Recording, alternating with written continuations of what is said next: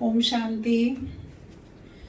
एक मूर्तिकार का बेटा पीयूष देव, वो अपने पिताजी के पास बहुत सुंदर मूर्ति, अपने शिल्प कृति लेकर गया। पिताजी ने उसे ध्यान से देखा, पीयूष को देखा और फिर उसकी तरफ देखकर कहा कि अभी तो इसकी आंखों में भी कमी है, अभी तो इसकी हाथ और उंगलियों की शेप भी उतनी अच्छी नहीं बनी जितनी बननी चाहिए। ये सुनकर पीयूष देव थोड़ा सा मुंह नीचे लटकाकर वापिस आ गया। उसने वह मूर्ति ले जाकर घर के पिछवाड़े में जंगल में फेंक दी और बहुत मेहनत करके 3 दिन 4 दिन लगाकर उसने फिर से बहुत सुंदर मूर्ति का निर्माण किया। वह चिकनी मिट्टी की भी मूर्तियां बनाता था, पत्थर तराश कर भी मूर्तियां बनाता था। फिर से उसने बहुत सुंदर एक मूर्ति का निर्माण किया। 5वें दिन वह उसे लेकर गया अपने पिताजी के पास। उसके पिताजी भी बहुत प्रसिद्ध मूर्तिकार थे।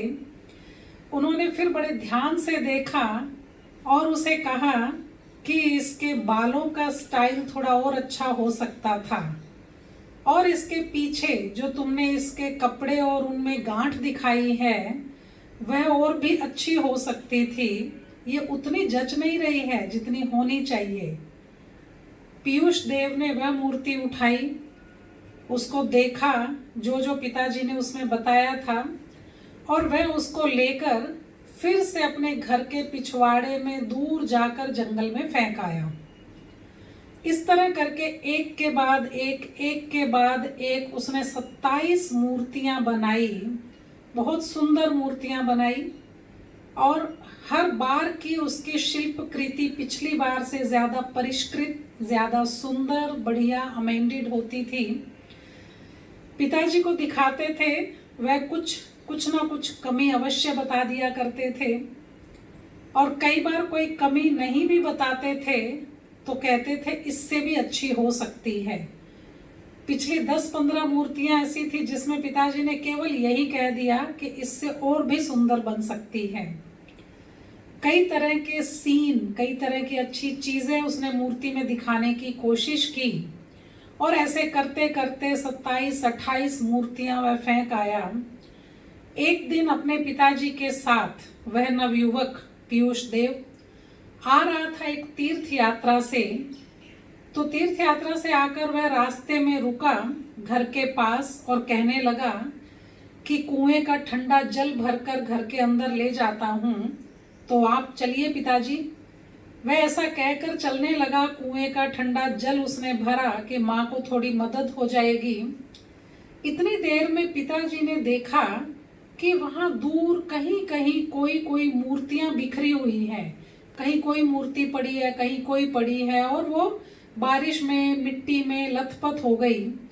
तो उन्होंने एक कपड़ा लेकर उनमें से 5-6 मूर्तियां साफ की, और वो उनको बड़े ध्यान से देख रहे थे। और जैसे ही पीयूष देव आया, उसने देखा कि पिताजी गए नहीं है घर के अंदर, घर की तरफ नहीं गए। तो उन्होंने कहा क्या देख रहे हो? उस मूर्तिकार ने, पिताजी ने कहा कि देखो पीयूष, इन्हें कहते हैं मूर्तियां।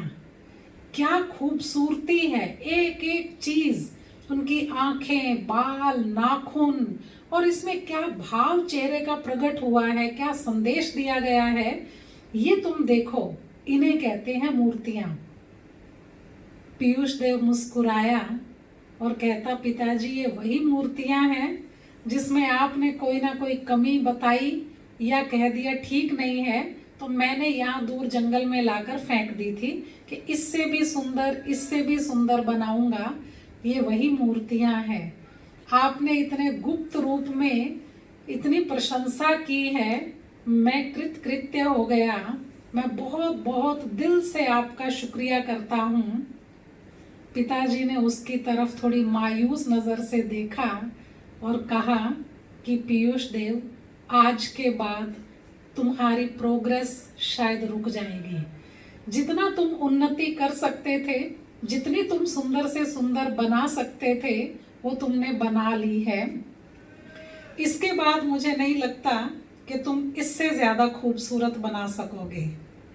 पीयूष को बात समझ में आ गई कि अगर कोई आपके अंदर कोई कमी बताता है, कुछ पॉइंट आउट कर रहा है, तो वो आपको इससे भी अच्छा देखना चाहता है, आपको इससे भी सुंदर, बढ़िया, डिविनिटी से भरी परिपूर्ण देवता देखना चाहता है। तो कमियां बताने दो, किसी को भी पॉइंट आउट करने दो, क्रिटिसाइज करने दो। आप सोचो कि ये वो मनोरोग चिकित्सक है, ये वो साइकोथेरापिस्ट है जो मेरे से 1,500-2,000 रुपये फीस नहीं ले रहा है। वो फीस लेकर भी बहुत सारे प्रश्न पूछकर आपकी कमियां ही बताता है।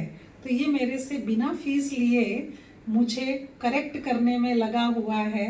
इसीलिए आज के बाद अपनी उन्नति को निरंतर होने दें, आगे बढ़ें और औरों को भी आगे बढ़ाएं।